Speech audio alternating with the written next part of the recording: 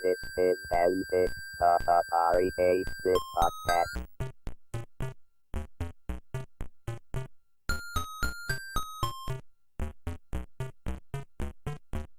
This is Antic, the Atari 8-bit podcast. I'm Kevin Savitz. Bruce Irvine was Atari's Vice President of Software, heading the company's new computer software division from September 1980 through approximately July 1982. Among other responsibilities, he oversaw the Atari Program Exchange and the opening of Atari's software acquisition centers. After leaving Atari, he co-founded Mindset Corporation with Roger Badertscher. This interview took place on November 7, 2019. In it, Bruce mentions Steve Gerber, Fred Thorlin, Dale Yocum, and Manny Gerard, all of whom we have previously interviewed. I spent a number of years with Control Data developing software. I was one of their operating system supervisors and ran a group there that did operating system development on the Control Data 6400, 6600 back in the day, and later went on to work with Skylab for Control Data and was down in Mission Control for a while. And Wow. We delivered software and hardware into Mission Control. From there, I went to GT Sylvania, where I spent 3 years developing software for covert operations, and I left there. It just didn't suit me to be in that atmosphere, so I left there, went to Control Data again, selling supercomputers. So I was in a sales position when an old friend of mine, Charlie Bass, asked me if I would be interested in working with an old friend of his from Zilog days, Roger Badertscher. So this turns out was in mid-1980. So I said, sure, I'll talk to him. So Roger and I talked, and we got along quite well. He was a PhD in hardware, and I had spent all of my time dipped in software and some systems. So we got along quite well, and he said, why don't you come on board as VP of Software at Atari for their newly formed Atari Computer Division. So that's where it all started. I got a phone call from Charlie and said, hey, do you wanna? Nice. So Roger was president of the Home Computer Division, and I believe you were hired on in about September 1980 as the first vice president of software for the Home Computer Division. Is that right? That's correct. Roger had, I learned later that he had developed a business plan and submitted it to Atari management to spin off a separate division and make it the computer division, and he was president of it. So he was looking for somebody to run the software group, which he inherited as part of the spin-off. And that's where I started. I came on board in that early part of the fall of 1980, and walked into an interesting situation. What was that situation? Well, the computer division had just been formed, and I was introduced to a group of young men, and emphasis on young, bright, and I would include inexperienced in that, but they were eager. And they were all developing software for the then Atari 400 and 800. And so that was, I walked into that organization, and I was given the responsibility to try and figure out what was going on and to improve the quality of the software and process involved there. So that, go ahead. So what state did you find the state of things in when you got there? You said they were inexperienced, so, for instance? There was, there was a lot of energy, and everything seemed to be going in multiple directions at once. So to give you an example, I came in and first started to say to people, what are you working on? Each one gave me a list of things that they were working on. And so we went from there, and I wound up, there must have been 28 or 30 individuals. We wound up defining the fact that there was about 100 to 110 different projects being worked on at that point in time, which for a 20 to 30 man organization, that was a lot of different products to be developing at any one point in time. So what I did was I went and asked the marketing people, what are you expecting to be developed? And they gave me a list of about 30 projects that they assumed that the software group was working on. And I took the list of about 100 that they said they were working on, and there was no match.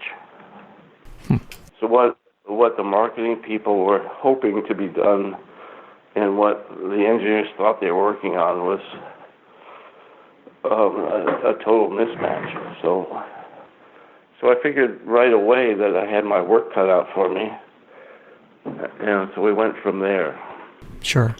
Can you give some examples of the kinds of things that were being worked on that maybe you had to axe? Yeah, there was a number of productivity tools that the kids, the men were working on there, young men, that were not suited for the size of computer that we were working on. So that was so we killed a couple of those. There was about as many games as people had ideas that were being worked on that were not in correlation with games that had been procured through legal at the corporate level that the marketing people wanted. And then there were some other things that were just pet projects that they were working on that had to be shelved. So we wound up having to go with a few things like Pac-Man and Caverns of Mars and things like that that were in place and highly desirable at that point in time. Sure. And it took a while to correlate the two efforts. One was what the engineering wanted to do, and one that marketing wanted for the marketplace. That was the beginning of it, to try and reconcile those two things. And we came fairly quickly to a set of conclusions. One conclusion was we needed to staff up and bring in some senior talent to help guide the organization, because there were some disciplines in the software development process that were not being addressed. And then there were some things that just needed much more management. So that was one thing. And then two, we quickly came to the conclusion that we couldn't do it all ourselves. So there was a concerted effort to form alliances and reach out to the development world and ask them to focus on developing some products for the Atari product line. Okay, a couple of questions. Sure.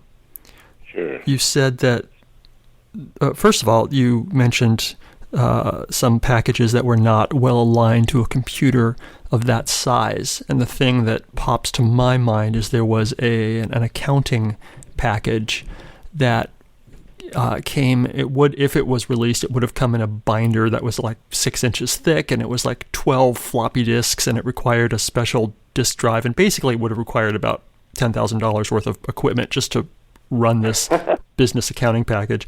Do you remember that, or were you aware of that one? Yeah, there was accounts receivable, accounts payable kind of system that was in there that kind of fell by the wayside when they started asking. The people that were doing it were well-intentioned, but when you tried to figure out how to put it in the marketplace, it wasn't very adaptable. Yeah. Sure. So you said that you needed to put in place better software development processes. Yes. So we had a way of starting projects where two guys would meet over a cup of coffee and say, "Why don't I start doing something with that?" And we wanted to start a process where there was a little bit more definition at the front end of what we ought to commit resources to. Like having a marketing requirement and some form of top-level design before we actually launched into it. And then went through the development process. If it was a game and the game had already been committed to in either CoinOp or in the video games group, we had an awfully good model that we didn't need to spend that much time on the design. We had to change the design a lot because of the power of the Atari 400 and 800. But other than that, there was a little bit more concrete. The displays were the graphics were all done, the characters were all done, and a lot of the action line was already done. And we found out that the coin-operated games were much more powerful as far as their processing capability than the Atari 400 and 800. So we had to modify things some because of them. Sure. So those areas were needed. Then the next area was the fact that everybody wanted to develop and nobody wanted to test. And so we had to get a special group of people put together that would actually test what was going on, what was being developed. And so the end of the day was that I hired a separate guy out of the spook industry, or the covert operations industry, that did a lot of testing. And he put together a team that could do the testing. We actually had to develop a lot of special equipment so that we could test some of the games. We had to be able to get two things. One, young kids with excellent hand-eye coordination to be able to test the games, and then we had to be able to record what they were doing. So we had to get some state-of-the-art, high-definition recording products so that we could play back the game after it was completed by the kids, and then find out what was wrong, what didn't work right, the score wasn't done right, or the sprites and objects weren't moving properly. So all those things had to be innovated and done. So it's kind of interesting to see that we had to figure out all this stuff. Can you think of an example or a story of something that needed to be tested, or something that was discovered during testing that needed to be fixed?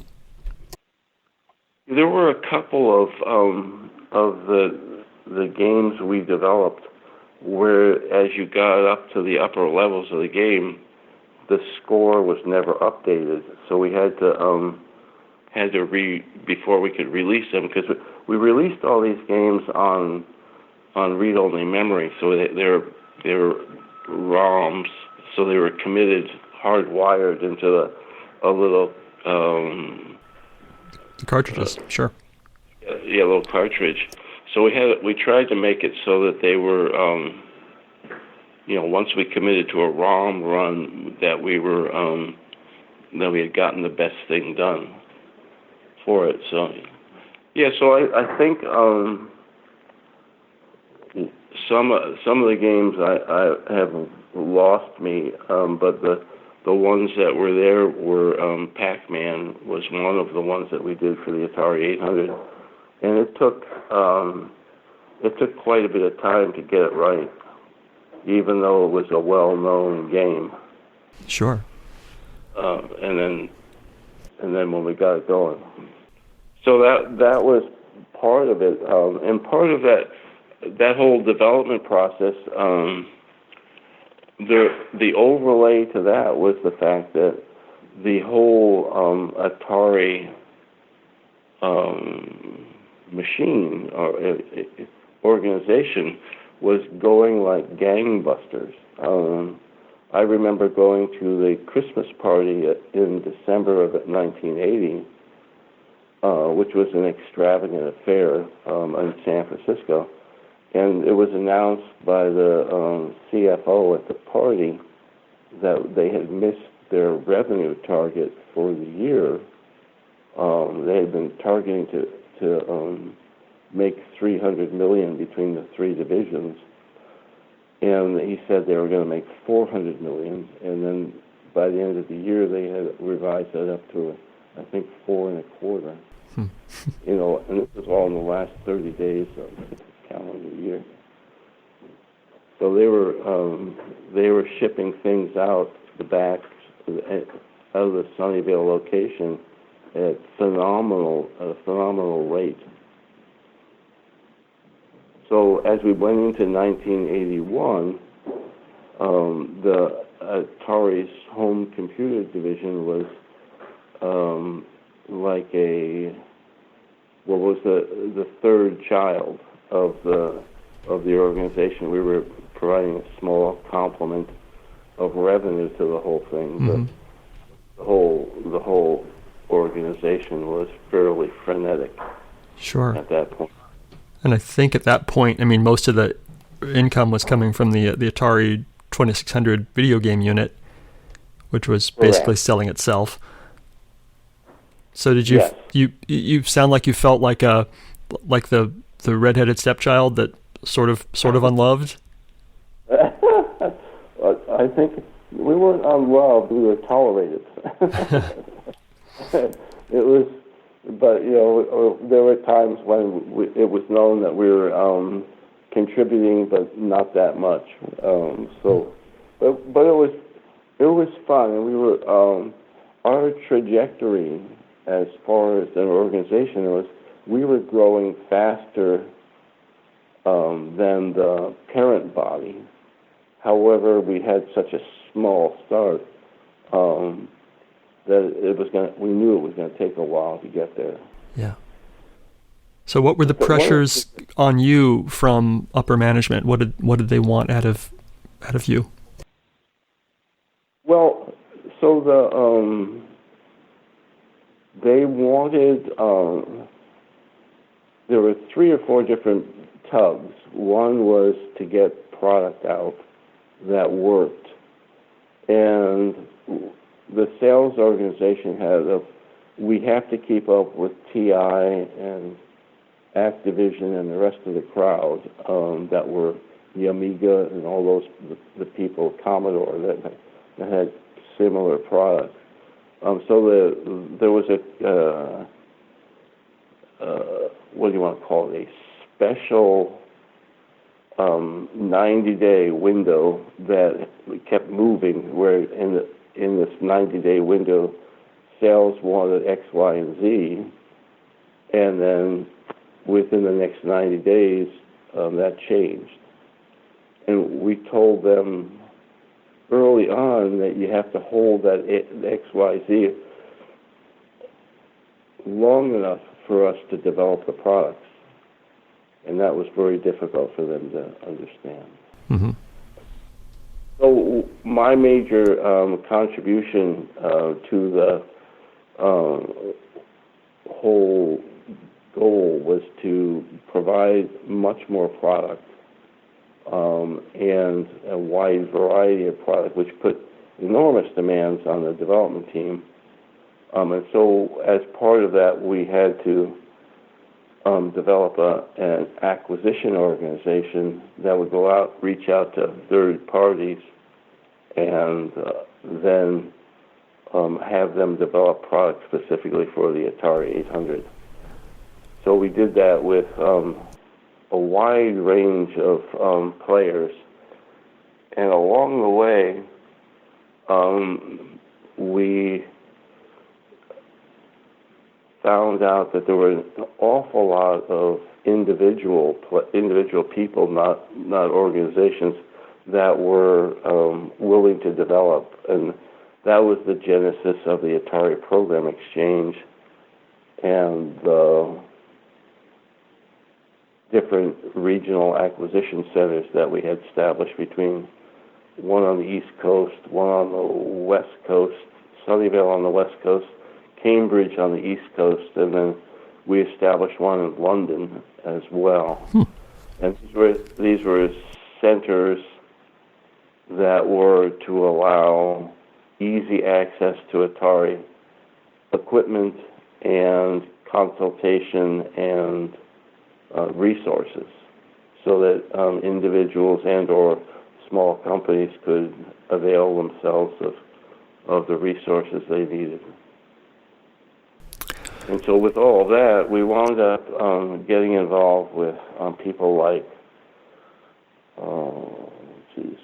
Microsoft, Warner Brothers, Disney, Parker Brothers, Lucasfilms, Children's Television Workshop. Yeah, Children's Television Workshop, a bunch of different things like that. And there was a Washington, D.C. museum that we got involved with as well. But I can remember working with the people down at Disney, and also the people at DC Comics that were another branch of the parent company, Warner, that Warner had bought Atari somewhere in there, and Stephen Ross pulled in managing editor of DC Comics, and we met with her to see if there were some DC Comics characters that we could avail ourselves of. And that was fascinating to see the different products that they had that we could possibly make ourselves avail ourselves of. Huh. So I was aware of a Superman game or two for the Atari systems. Right. Were any others considered? Yeah, I think there were. My memory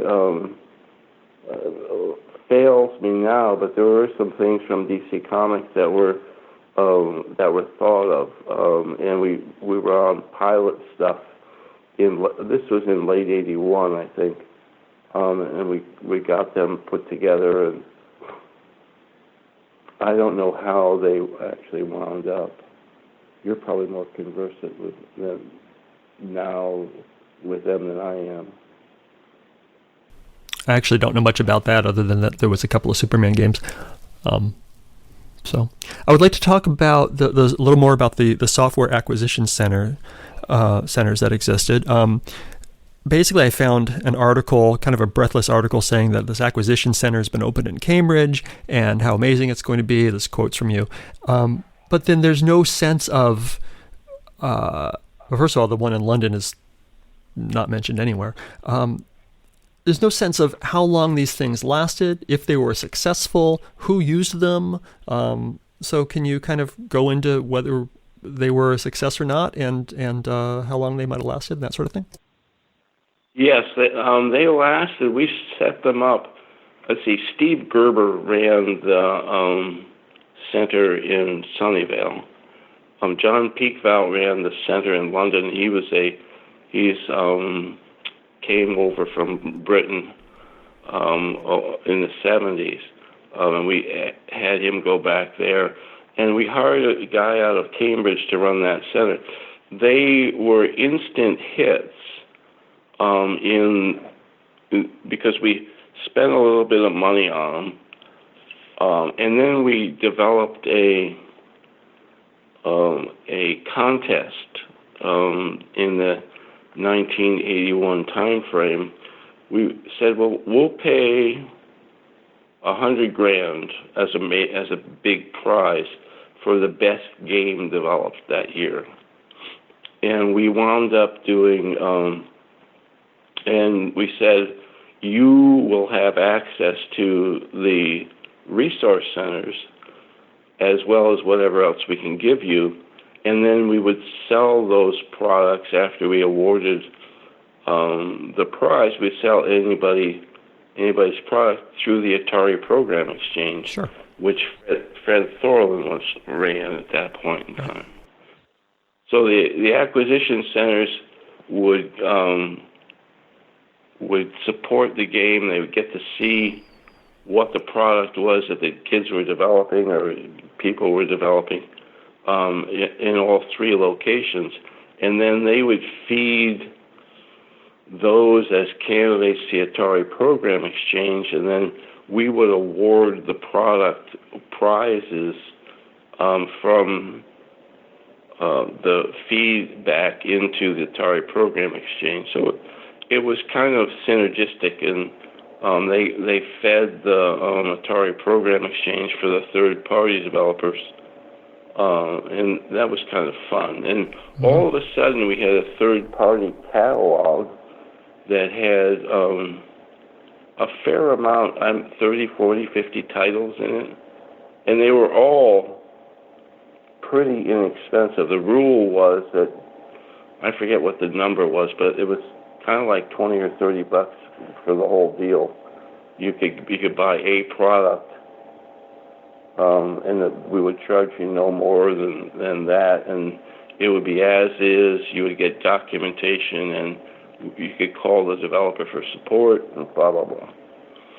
So from that point of view, we opened up a much larger array of product that would be fun for people, and it would be inexpensive and additive to and add value to the product, the Atari 400 and 800 products that they have. Mm-hmm.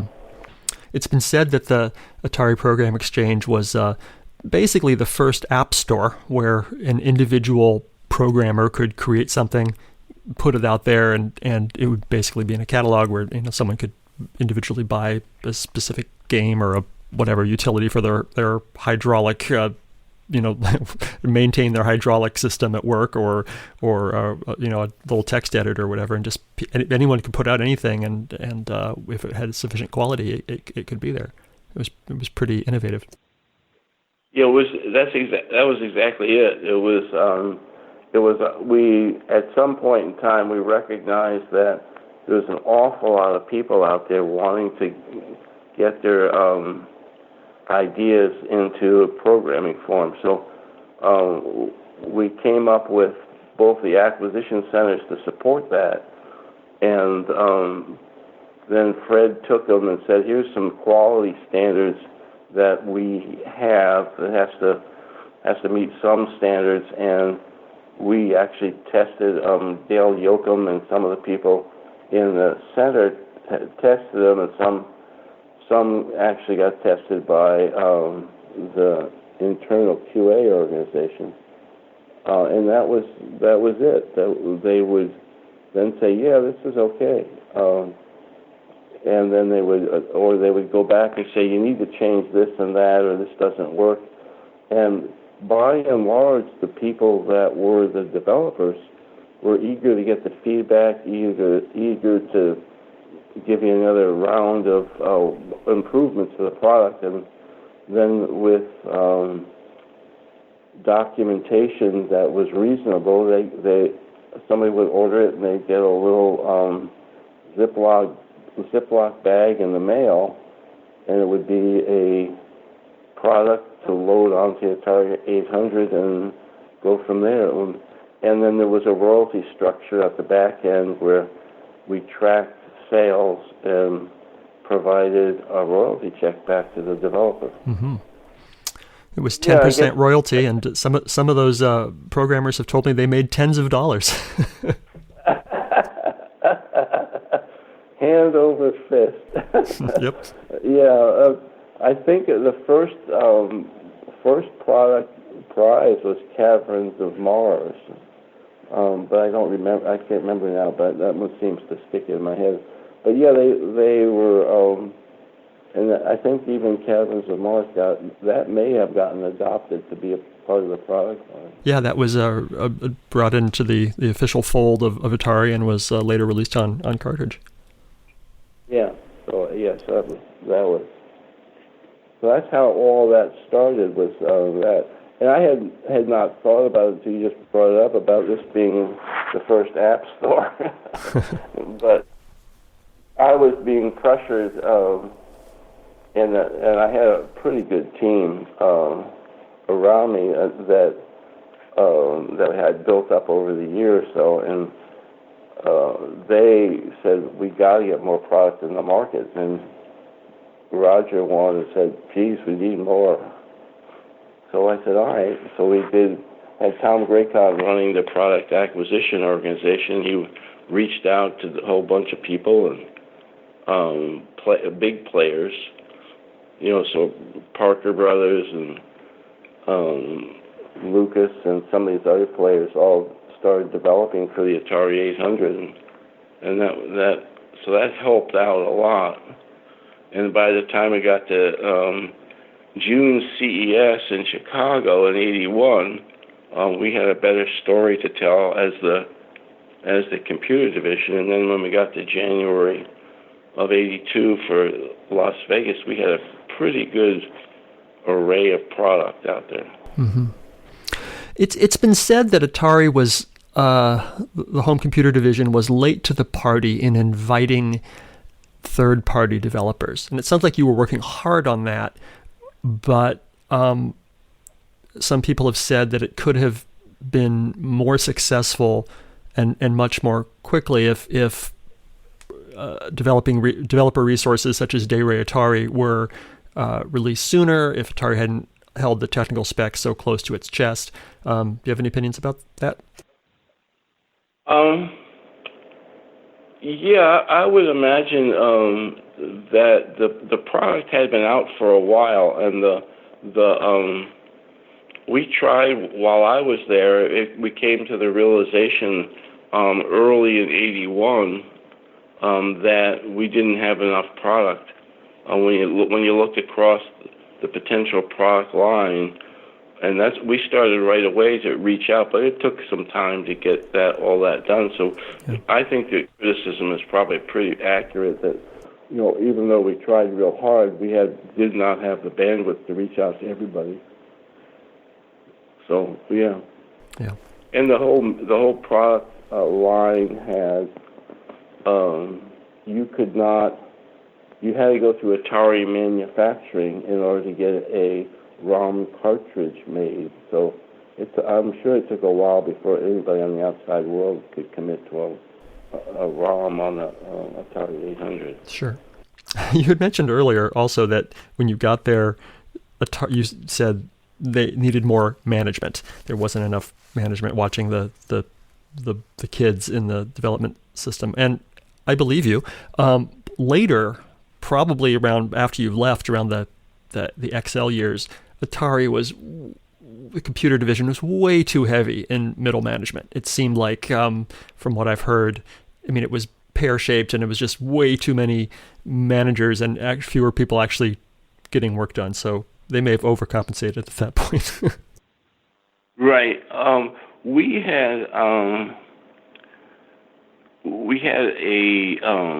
very large marketing organization, I think, for the size of the installed base, and there was this propensity to bring in Harvard MBAs along the line, and to support what was being developed.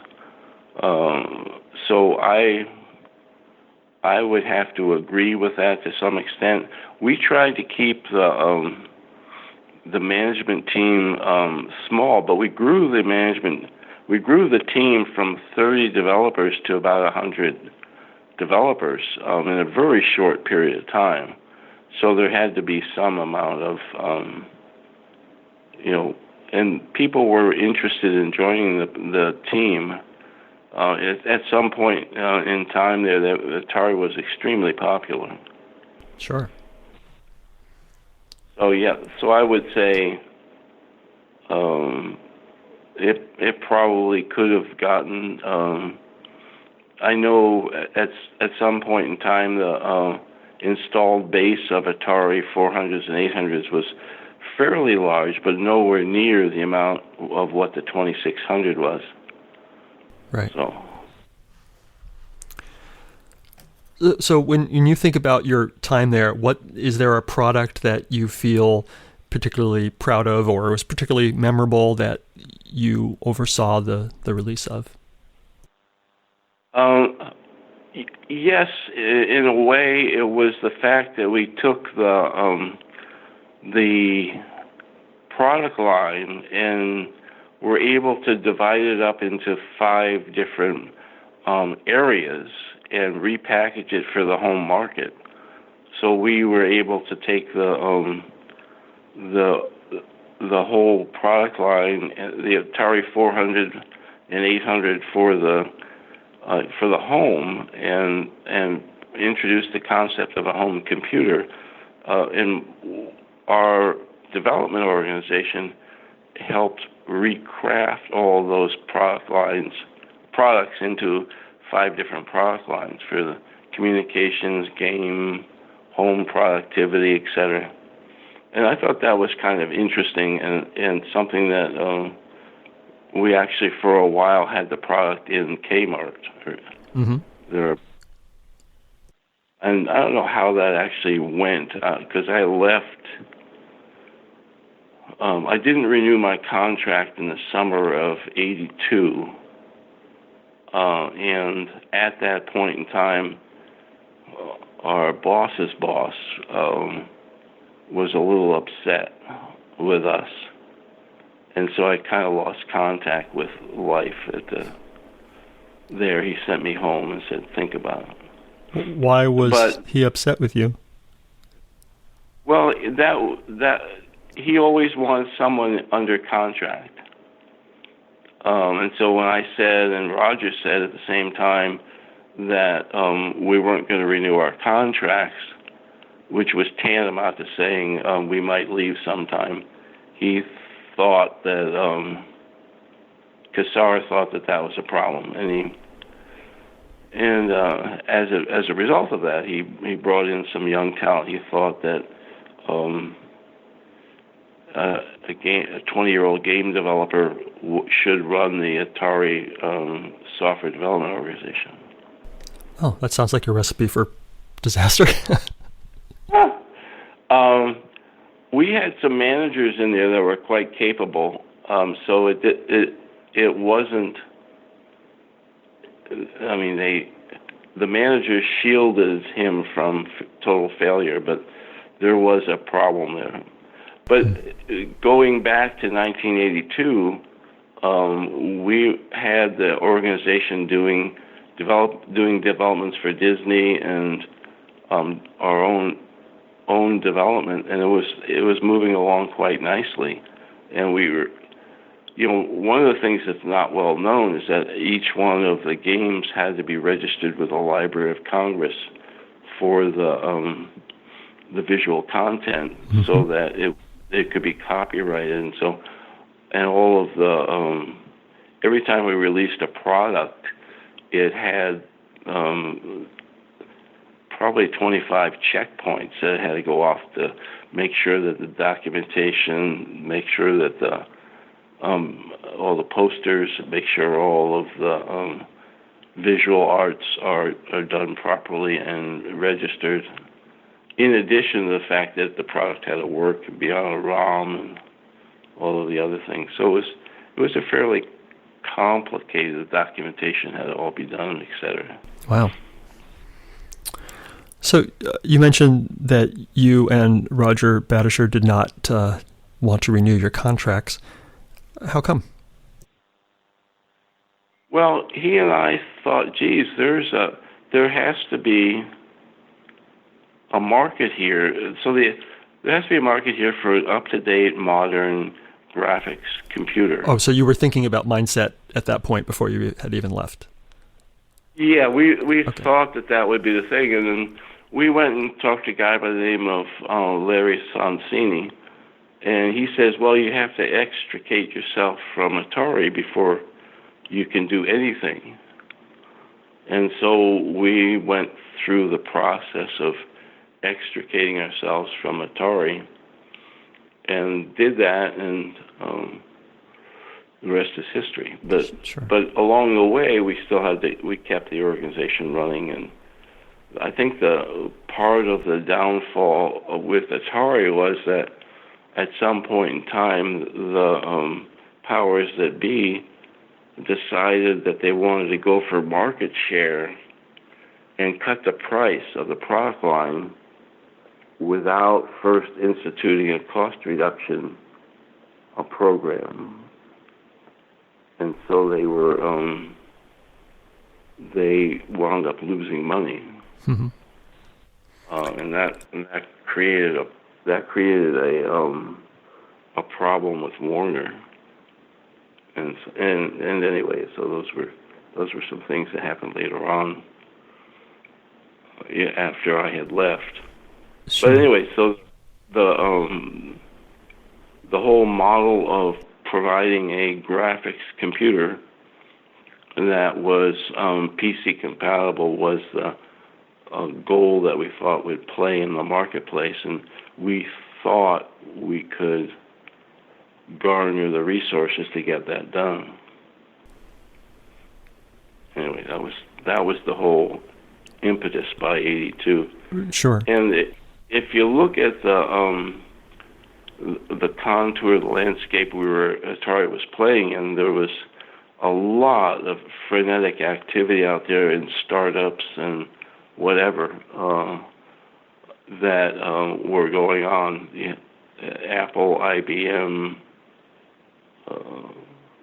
TI, Commodore, and half a dozen other companies that all wound up. And so we said, why can't we do that? Mm-hmm. In '84, we found out why. So why? I know a lot about Atari. I really don't know that much about Mindset. I know it won some design awards, and it was a beautiful machine, and it was supposed to be IBM compatible, but with better graphics. So, with all this, years of distance behind you, why did Mindset fail? Oh, a Mindset failed for a couple of reasons. One, from a design point of view, it was aesthetically very, very pretty to look at. It suffered from it did not have easily expandable memory, so it was capped at a low memory level, and you couldn't expand it inside that form factor without getting into a heat problem at that point in time. And so that was a limitation. I believe that we should have, hindsight being normally 20/20 or better, we should have aimed at a graphics-intensive marketplace as opposed to a general computing marketplace, and commanded a different price point, because we designed our own graphics chip, designed and put in play our own graphics chip in addition to a main processor, and the graphics processor was at least, if not more powerful than the main processor. And we had a couple other proprietary chips in the computer. So it was a pretty powerful computer, and we went after the general computing market and ramped up production at a time when that was not the smartest thing to do. So we shot all of our bullets, if you will, in production, and then the market in the summer of '84 the market kind of squeezed, and we were caught there with no liquidity and a lot of product in the warehouse. Mm-hmm. And the ship rate had fallen way below our build rate. So we burnt through a bunch of cash when we should have been conserving our ammo.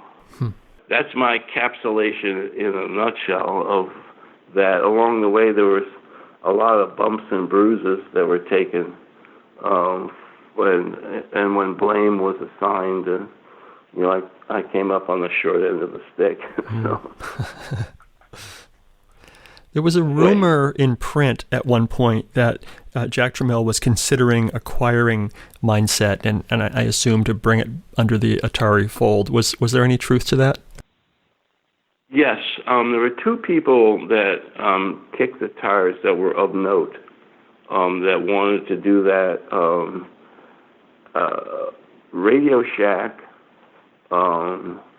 wanted to take Mindset and brand a Mindset computer as a Radio Shack computer and put it in each of their stores.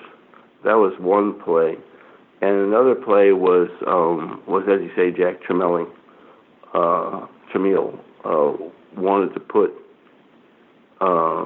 acquire the company and make it more cost effective, and go through the whole thing of branding it as a Amiga-like product.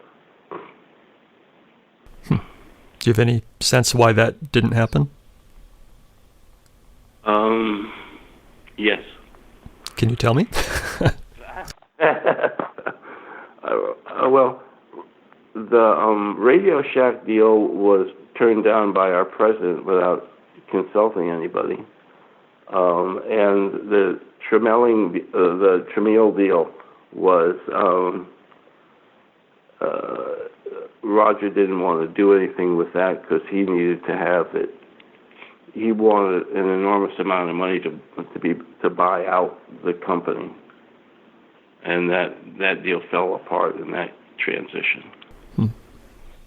I understand that Tramiel didn't like to spend a large amount of money for anything ever. So, wow, that is a kind statement.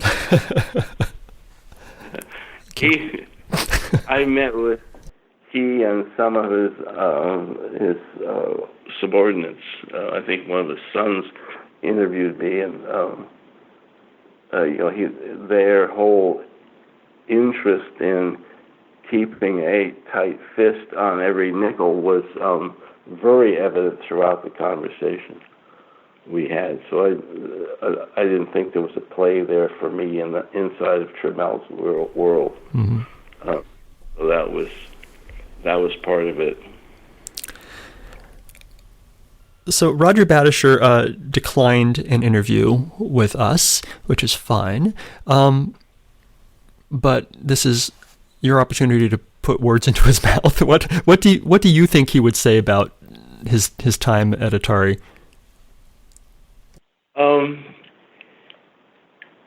I really don't know. Oh, his time at Atari?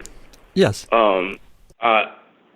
time at Atari, that was a crazy time. There was a lot going on.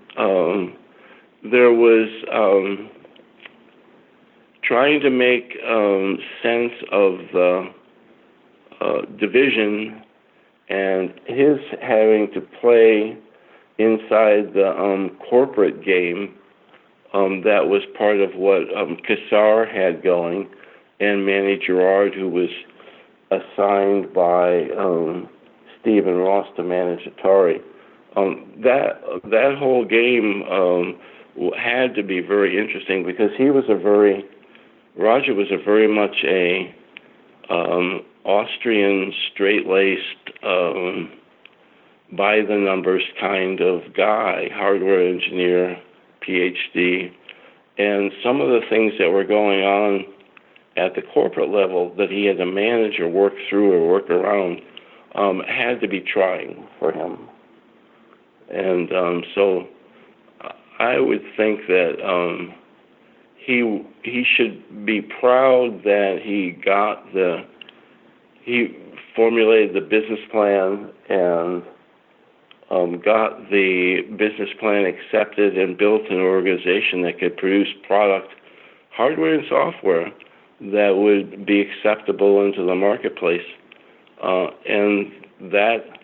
when you went on from there to say, we'd like to do something slightly different now for the next product line, then he ran into a bunch of road bumps that probably is what started him thinking about going out on his own. Mm-hmm. I would think, all in all, his time there was productive, and he did well at doing that, because he created a division that was doing something and creating revenue, profitable, and making a name for itself. All right. So, same question for you. Getting back to you and your time at Atari. What's your overall summary? What's your overall feeling? Yeah. Well, as I said earlier, there was, if we looked at the landscape that was going on, there's a lot of things going on while I was at Atari. I mean, Microsoft was coming out. We negotiated directly with Bill Gates for Microsoft Basic. Mitch Kapoor was doing Lotus 1, 2, 3, and we tried to figure out how to put that in Atari, and it wouldn't work. There was a lot of software organizations coming up that I had the chance to get involved with. It was all pretty interesting. It was I felt good, or better than good, about building an organization from pretty much the ground up that could produce a quality product, and do it across from games to productivity software to communication software, on what at that point in time was a very early set of hardware. The hardware that we were using at that point in time did not have any of the robust capabilities that my iPhone has today. Sure. So I felt good about that part of it. I regret not having the staying power to be there at later stages, but I'll tell you, it got pretty brutal when they cut the price of the software and hardware in the 83, 84 time frame. Things got really tough at Atari, and there were just abrupt and massive layoffs that happened. That were I was glad I was out of there at that point in time. Although I did have enough contacts there that understand what was going on. Yeah. So what all happened? In all, I would say it was a very much a learning experience, and I felt good about the products and organization that I was able to develop there. What haven't I asked you about your time at Atari that I should have? I think we've covered most of it. I think some of the extracurricular environment that was there, there was some craziness around that. We had a dining room where you could drop in and have lunch, where two of the staples on the menu were lobster and filet mignon at lunchtime, white tablecloths, and tuxedoed waiters in the place, and that was just what Kassar wanted. People like Stephen Ross would fly into Sunnyvale on a helicopter. They would clear out the parking lot, and they'd stay for a day. I mean, there was a whole bunch of, environmental things that were very interesting. That Alan Kay would come by, and he was the resident scientist, and would come by the division and tell us what we should be looking at 10 years down the road. Mm-hmm. That was always special when we're sitting there fighting with the limitations of a very small computer, and he's talking about what we should be looking at in the 1995 time frame. If you get beyond all this being in the swamp, you should get up there to the highlands, and you. Anyway, so there was a lot of contextual things that, in addition to, keeping your eye on the ball and trying to get product developed and things like that. But there's all this other these other things that happened around you that were they enriched the environment. I'll give you an example. One day, it was like a Wednesday or a Thursday afternoon. Tony Brule, who was a VP of International, came by and said, "Bruce, would you like to go see Pavarotti?" And I said, "When?" "This weekend." "Well, I've never heard Pavarotti." He said, "Yeah, why don't you come with us? We're just going to take the jet over to London, and we'll be there, and we should be back Sunday afternoon late." So I said, "No, don't think I can do that." But anyway, I mean, that was kind of the environment we were in with some of the things that happened. And it was interesting. I was expecting any story that you came up with to involve the words like hot tub or cocaine, and you brought up Pavarotti. You went in a very different direction than I was guessing. Well, I tried to steer away from that. The hot tub, when I got there, the hot tub was in full operation, and they had recently put in a restriction that you had to wear clothes in the hot tub. That was up on the top floor of the engineering building. So they had really tightened up, and then you could not have any drugs in and around the hot tub, but if you went outside on the top floor, drugs were okay. Oh, okay. Well, of course. My first week, another side story, my first week I went and said, "Well, why don't you," one of my supervisors said, "Well, why don't you come to my staff meeting and meet everybody there? We have staff meeting at 10:30 every Friday." I said, "Fine, let's do it." He says, we serve champagne and cookies for our staff meeting." And I had just coming out of a NSA and big computer environment. I went, "Oh." Anyway. Yeah. Wow. And then those were the days when it was okay to ship cocaine by FedEx down to Las Vegas. And you could pick it up at the front desk, so you wouldn't be going through any screeners at the airport. Mm-hmm. And how do you know this, sir? That was the tapestry, or the accoutrements that came along with having to do all this hard work. It was you lift your head up, and there you had all this Pavarotti or the hot tub, or white powder on a glass tabletop type stuff. It was kind of interesting. Wow. What do you do today? Today I'm retired, living in Napa. My major focus is playing competitive duplicate bridge. And I have fun doing that 2 or 3 times a week. A little woodworking, and we just got a new puppy. Not a puppy, it's a 1-year-old lab that we're having some fun with. What's the dog's name? Molly. Mm-hmm. She's a service dog that has. She was on assignment as a service dog when the person, she was a veteran, passed away, and so she became available back into the fold, and we were able to pick her up from after a very complicated story. But yeah, we're doing that. So sweet, awesome. Yeah, we live about 2 blocks from one of the many vineyards in Napa, and it's nice, quiet.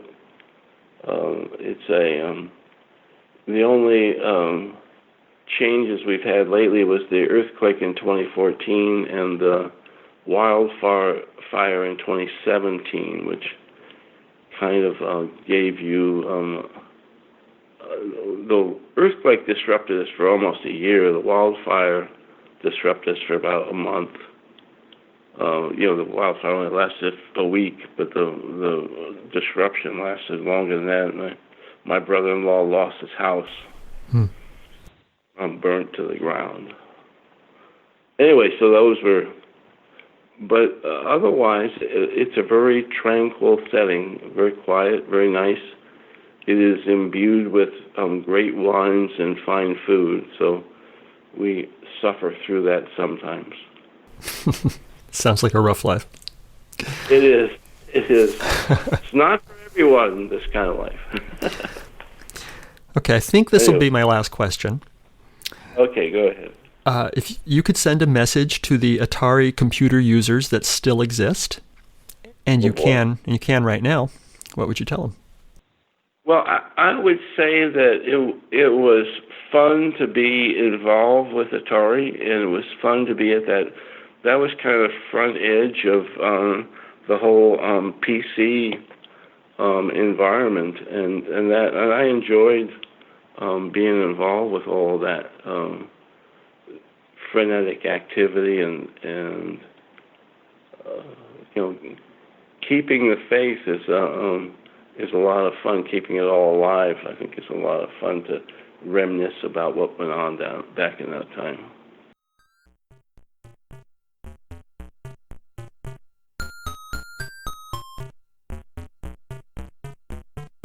If you enjoy these interviews and would like to contribute, make a tax-deductible contribution to the Internet Archive, a nonprofit digital library that has done incredible things to preserve computer history. Make your tax-deductible contribution at archive.org/donate.